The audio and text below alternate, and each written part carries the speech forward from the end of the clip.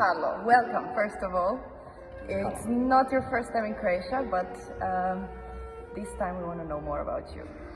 Yeah, it's my third time. First, I was in Zagreb at the academy, and 2 years ago here in Varaždin for the competition. So yeah, I remember that.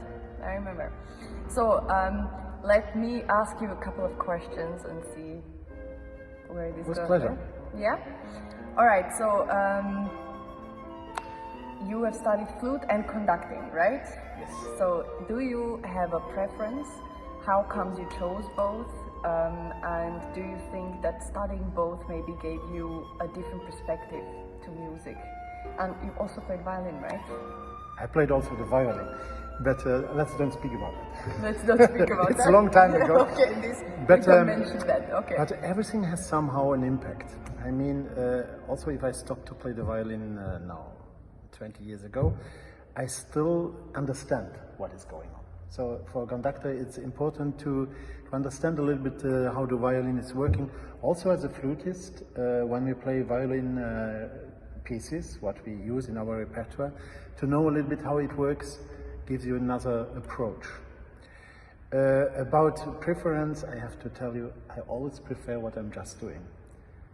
That's a good way of thinking. If I'm playing the flute, I prefer the flute. If I'm conducting, I'm preferring to conduct.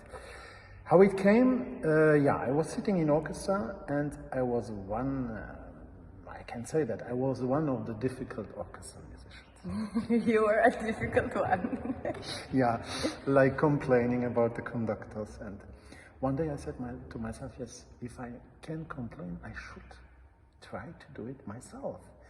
And to find out if it is really so easy. And that opened my mind, and of course I changed. Now I'm very nice. No, but what is the most interesting, what was fascinating for me, how one person can have an impact on 20 persons, or 40 persons, or 60 persons. Yes. To breathe together, to play together, to have fun together, to be engaged and to create something together. And why does it work with certain persons and why does it not work?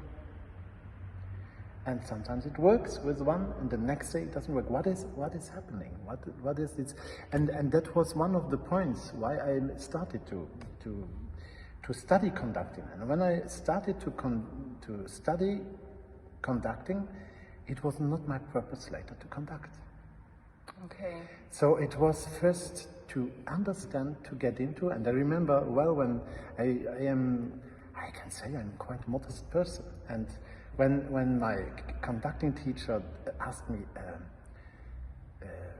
about my future plans, and I said, oh, I just want to get into it a little bit to know. He was really angry with me. What? You are here in my class and you tell me that you don't want to conduct later. No, but that's what was my approach, in fact, in the beginning, to try to understand what is the thing, to get the people together, to do compromises, always, and to understand what is going on between the musicians and the conductor. And yeah, being still someone playing a lot and not having the distance to the musicians, that it gives me an advantage.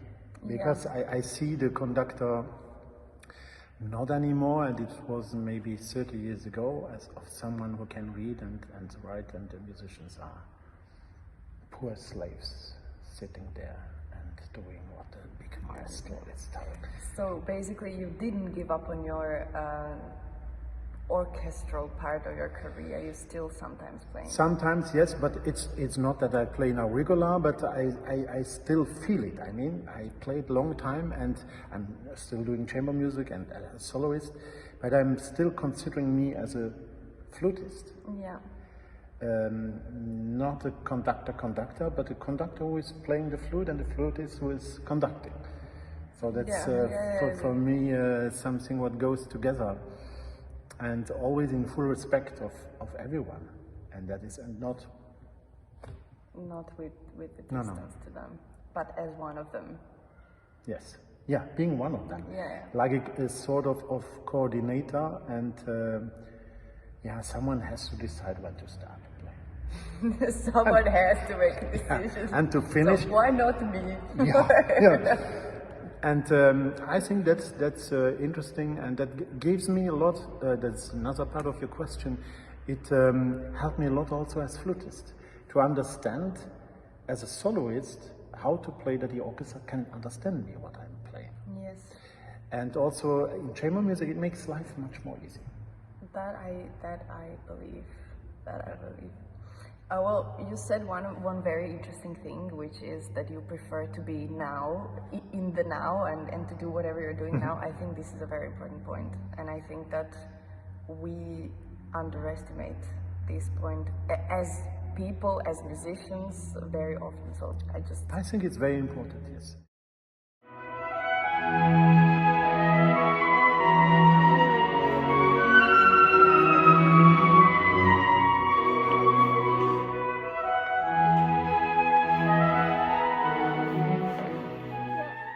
So the French language, singing all the time, and being aware always that everything is beautiful.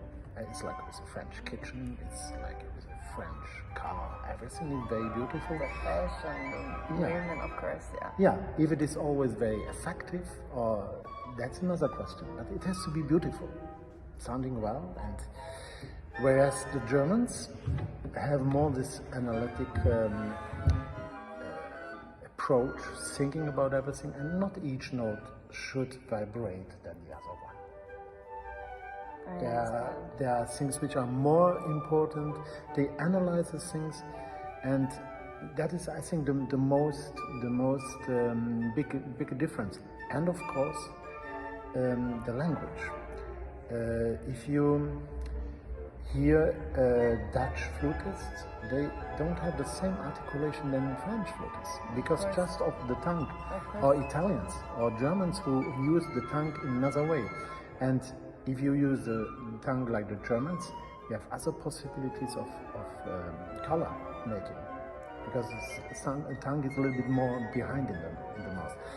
Now I think that with this globalism, everyone is learning from everyone.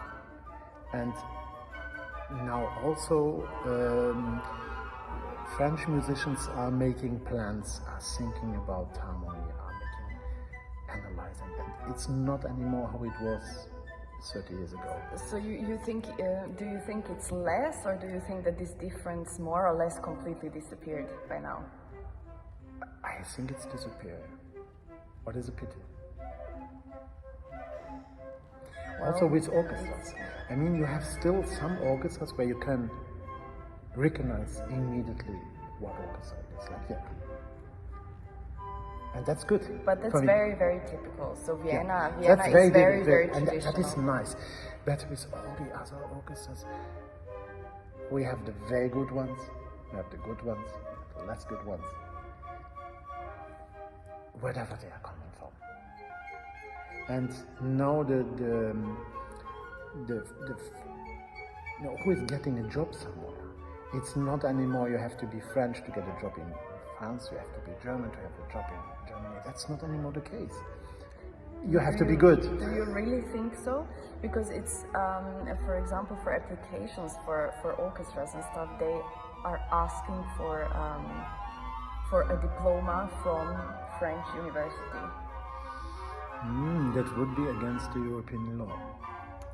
They look who was the teacher. That is a criteria. But they cannot refuse someone just because of the nation or because of where he studied. Because I'm afraid this is really still happening. Yeah, but then look what is in Berlin Philharmonic. That was never. You mean the multicultural?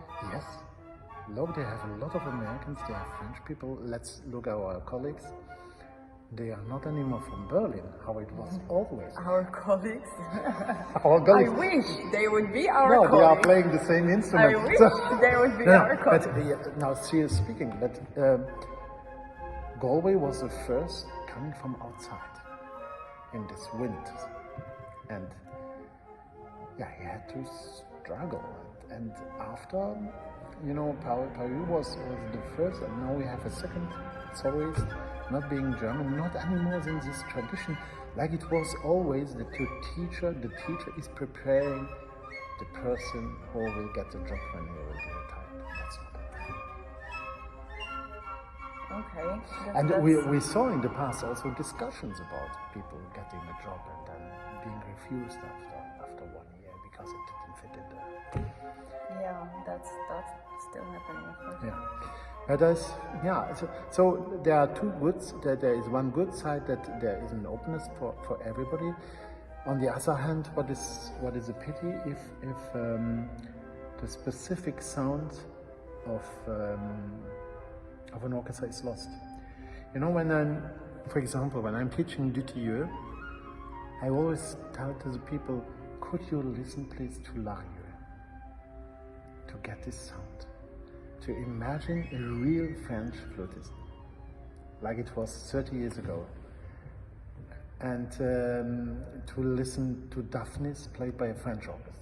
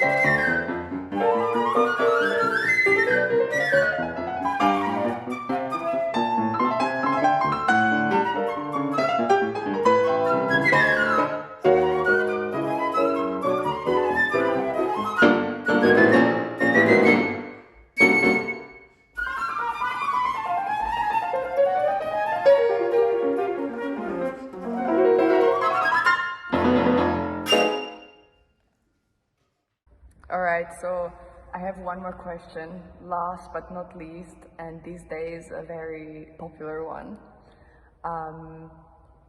The current COVID situation, it's affecting us all, it affects our whole industry. Would you have some kind of an advice for people, especially young people who are really fearing the future at the moment? How to psychologically deal with this kind of pressure that's put on them? Yeah, it's very difficult, of course, and it's a subject we discuss a lot. And the only thing I mean, for myself, it's somehow easier to handle it because I did already a lot of things, and a lot of persons in my age don't do anything more. But for people like you, being at the end of the studies and preparing for professional life, and it's a terrible cut now. And it's a cut, and you don't know where it will go and what will happen. And the situation anyway was not easy before Corona, with orchestras closing and the jobs being difficult to have. The only thing what I can say that is that we all have to go on. We all. I mean, also the professors, the teachers, we have to give a lot of motivation to the young people because it will finish. I mean, it's sure. We don't know if it will be in summer or next year or in 2 years. Let's hope for the best. But it will disappear. And I mean, we should just thinking back a little bit what our grandparents went through. Our grandparents went through 2 wars. That's hard to imagine from today's perspective. Yeah. So for people like me, it's really hard to put oneself in those shoes because we really... And they were fighting. They were fighting to keep the culture. Even in concentration camps, they were still painting, they were writing. They didn't give up their cultural life. even if it was forbidden, if it was in terrible situations. But they kept it alive. And you know what Churchill said? If we don't fight for the culture, for what shall we fight? The culture is, it's the most important. If we have no culture anymore, we are like pigs. So every one of us has to be optimistic and working. And I think these people who are giving up now, like being depressed, they will lose, in fact. Because like always, you will have strong people fighting now, using the time for doing something else, or working and practicing even more, finding some issues with recording video games or whatever, but being behind and maybe seeing a chance to do things what they never could do until now. To see it as an opportunity. Yeah, it's difficult. I mean, we are to come here for this concert, that was a nightmare. I mean, with PCR tests not older than 48 hours. I did 2 to be sure to have the result of 1, and I still had appointments the day before leaving. No, it's awful. I think though that we are still lucky that this is happening at all. Yeah. Because so many things have been cancelled in the past year. So many things, so many opportunities lost. Yeah. And for myself, I lost a lot of things. I cannot think about how much concerts were lost. But I tried always to be optimistic. So I closed one pile of scores and took the next one. And maybe I never worked as much as last year for having not a lot of things. Because I always had to change the programs to think about other dates and to work on computer, but going on and going on and going on and going on. And what is very important for people having to deal with a lot of young people, to show them that not to give up and to work and just to be flexible. Yeah, I think that young people need some kind of an incentive to, you know, they need to believe that it makes sense to That's very fight. important, to fight. Yeah. And therefore I'm very happy to be here, because it was not so sure. I mean, yeah, that it wasn't. That we are here now sitting is fantastic. The orchestra is there's nobody missing. We are sitting here with masks and doing our stuff. It happened. Except right now we're not sitting here with masks. Yeah, but we are both tested. No, and there will be public, just 50 maybe, I think, Kashmir said, or 30 or 50. It will be recorded by the TV. So we are doing it. We're doing it. And the most important is also to show to the politics, to the governance, to the ministers of culture that we are existing. It would be a mistake to slow down.